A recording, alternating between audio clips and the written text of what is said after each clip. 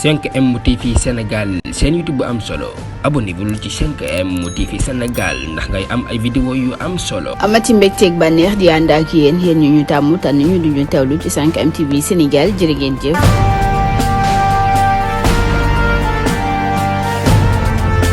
jàngeen jëf suñu mbokk internet yu 5M TV Sénégal ñu jaajëfal leen bu baax a baax ci ànd bi ngeen di ànd ak seen chaîne bile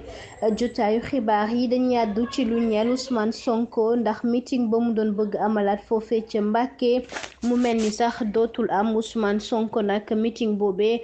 du ko amal foofee ca Mbàkke nag ci àjjuma ji lañ ko jàppoon yemook ñaar fukki fan ak ñeent ci weeru février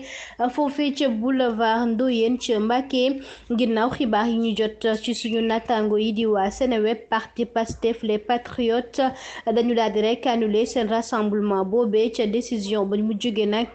jëm rek ca préfet Amadou Diop ci lañ ko daal di biral. Serigne Cheikh Thioro Mbacké ak ñamu àndal sax ñoo wane li nu mel daal di xamle ni nag dañuy daal di dakkal sax bile meeting rek ndax bind nañ ko ca këyit boobee ñu déposé foofee ca kaw table bu chef exécutif bu département. ginnaaw bu ñu sukkandikoo tamit ba tey ki suñu natango yi di waa Seneweb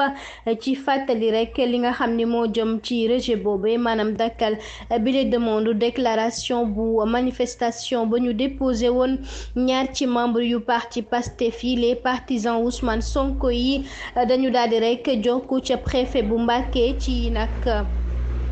juróom-ñeenti fan ci weeru février bi la ñu génn ñetti signature sax la waxoon ni moo amoon ci këyit boobee jëm rek ci ab nouvelle d'autorisation bu ñu amaloon nag ca manifestation bile nga xam ne nag dañ ko jàppoon ci nag àjjuma ji yamook ñaar fukk ak fan ak ñeenti ci weeru février ci bu nag ñetti waxtu jotee jàpp 0 heure.